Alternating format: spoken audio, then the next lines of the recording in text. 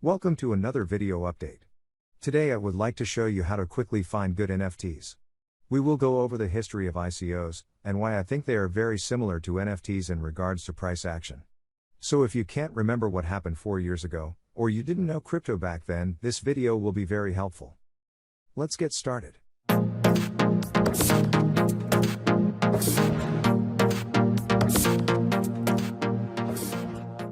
ICO stands for Initial Coin Offering. In 2017 and 2018 it was the hottest thing, and everyone tried to get involved. If a project had a white paper, people were throwing money at it. No working product, it was crazy. That was the time when the demand for Ethereum rose drastically, because you had to send Ethereum in exchange for the tokens you wanted to buy. There were only a few ICOs that didn't use Ethereum. And it was also the first time that I saw the gas fees on Ethereum explode. Simply because everyone wanted to get in. If the idea sounded good on paper, there was only one course of action: buying. The crazy part was that at the beginning we only went up 10, 20, or 100x. The gains were insane. Until the market pulled the plug, and all of a sudden the party was over. Let me show you what happened to most of the ICOs. The first one is credits. At the early stage, you could buy the tokens very cheaply. And as soon as they got listed, the price exploded. But as you can see, that didn't last very long. The same goes for IndaHash, BitDegree, or Robinhood. Don't get me wrong, you could have made a lot of money if you sold at the right time. And there are a few ICOs that succeeded. I just wanted to point out that they can be very risky. Let me quickly show you an example of a very successful ICO. And I'm sure you all know Solana by now. But did you know that the ICO price was 22 cents? If we calculate our returns, we would have made more than 700x in USD terms. With NFTs, I think we have a similar opportunity. Very high risk, but also very high rewards. Either we have to sell at the right time or find one of the few big winners. NFTs are cryptocurrencies that do not possess the property of fungibility. They are unique. Take the dollar for example. If I give you $1, it doesn't matter if you give me back the same note. Because dollars are fungible. Over at the block, we can find some interesting data about the development of NFTs.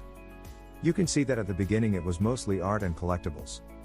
Over the last months, the gaming industry got more involved. This makes sense because video games have a great use case for NFTs. Let's have a look at another chart. Here we have the 7-day moving average of an NFT sale. This simply shows you that NFTs become more valuable and have great potential for gains.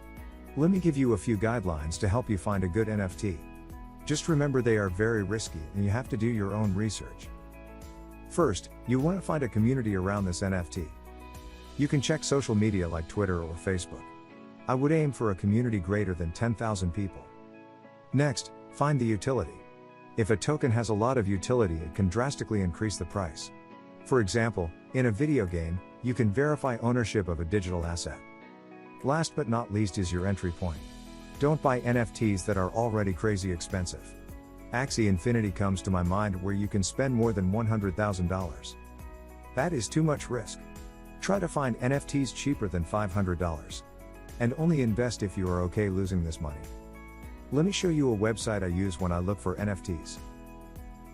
At OpenSea, you can find all kinds of NFTs. They show you the latest trends, or you can search by category. What I like about this website is that they have so many offers.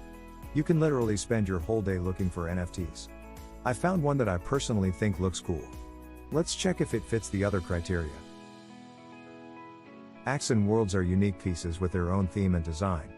To me, it looks like a mini world inspired by real places. The cheapest entry point is 0.15 Ethereum. If you scroll down the list, it gets more expensive. I'm not the best judge when it comes to art, but I really like this one. However, I couldn't figure out yet if this NFT has any utility.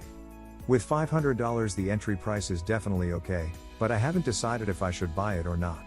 If we take a look at their Twitter, it seems they have their own NFT Marketplace. 13,000 followers are great, but it looks like those numbers are combined from all the projects. So I think I'm gonna pass on this one. Let me know in the comments if you found an NFT that you think will do extremely well in the future. Once again, be very careful when you invest and do your research. Don't get too greedy, and remind yourself what happened to most of the ICOs. Thanks for staying until the end of the video. Hit the bell icon so you never miss a new video.